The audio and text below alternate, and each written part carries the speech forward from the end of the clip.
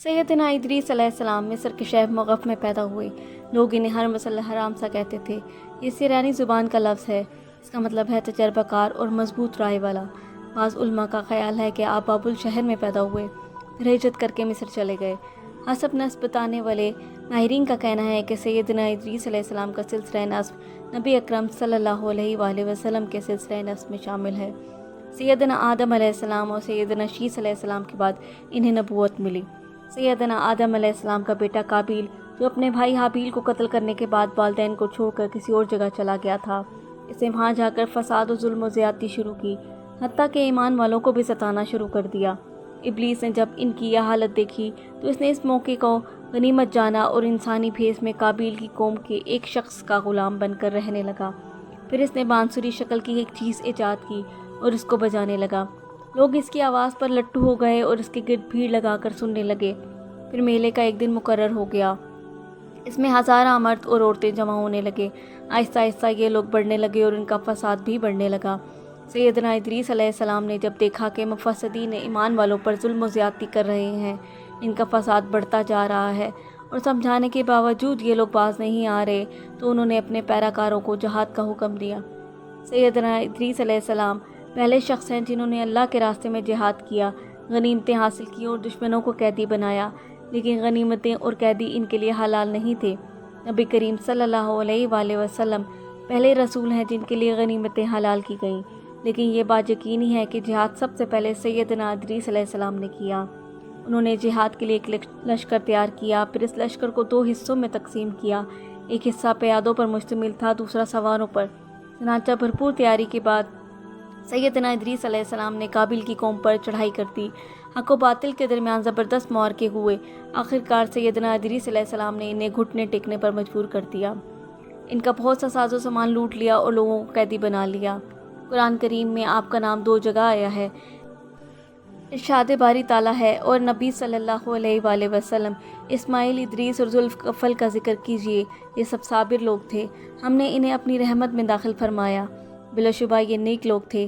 اسی طرح سورہ مریم میں اللہ تعالیٰ کا فرمان ہے، اس مقدس کتاب قرآن مجید میں ادریس کا ذکر کیجیے، بلا شبہ وہ نہایت سچے نبی تھے اور ہم نے انہیں اونچی جگہ اٹھا لیا تھا۔ اس آیت مبارکہ میں اللہ تعالیٰ نے سیدنا ادریس علیہ السلام کی تعریف بیان کرتے ہوئے انہیں سچا نبی قرار دیا اور فرمایا، اور ہم نے انہیں اونچی جگہ اٹھا لیا۔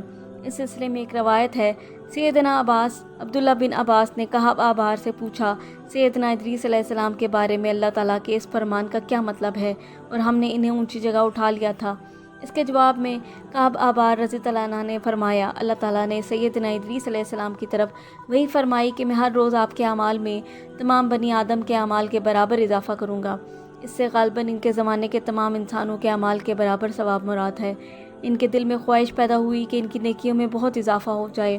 تب ان کے پاس ان کا ایک دوست فرشتہ آیا۔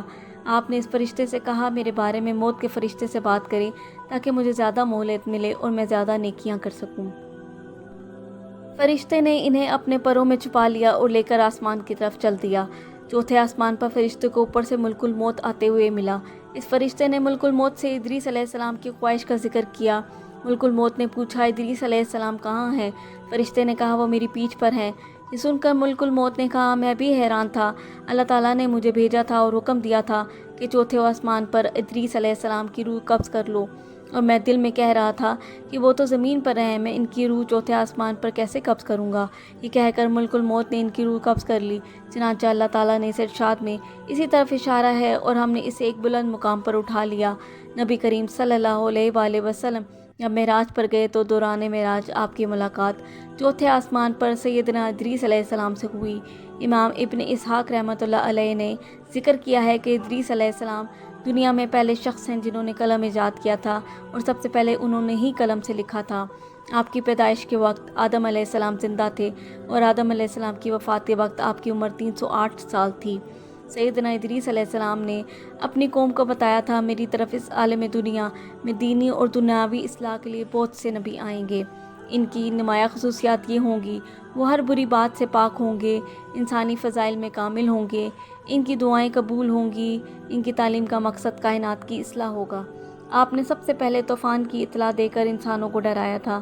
آپ کی تعلیمات یہ تھیں، اللہ کی ذات پر ایمان لانا، توحید پر قائم رہنا، صرف خالق کائنات کی عبادت کرنا، آخرت کے عذاب سے بچنے کے لیے نیک اعمال کرنا، دنیا طلب نہ کرنا، ہر معاملے میں عدل و انصاف کو پیش نظر رکھنا، مقررہ طریقے ہی پر عبادت کرنا، ہر ماہ کی 13، 14 اور 15 تاریخ کے روزے رکھنا، جہاد جاری رکھنا، زکوٰۃ ادا کرنا، پاک صاف رہنا، نشاور چیزوں سے بچنا، نظر و قربانی میں اللہ کے نام پر جانور قربان کرنا، پھلوں اور پھولوں میں ہر موسم کی پہلی چیز صدقہ کرنا۔ آپ نے اپنی قوم کو یہ نصیحتیں فرمائیں: جہالت کے قریب بھی نہ جاؤ ورنہ علم میں کمال حاصل نہ کر سکو گے۔ اللہ کی یاد اور نیک عمل کے لیے اخلاص ضروری ہے۔ جھوٹی قسمیں نہ کھاؤ، نہ دوسروں کو قسمیں کھانے پر آمادہ کرو، اپنے بڑوں کا ادب کرو، اللہ کی تعریف میں ہر وقت زبان کو تر رکھو، دوسروں کو عیش و آرام میں دے کر حسد نہ کرو۔ اللہ تعالیٰ کی نعمتوں کا شکر انسان کی طاقت سے باہر ہے۔ جو زندگی کی ضروریات زیادہ طلب کرتا ہے وہ کبھی قناعت نہیں کر سکتا۔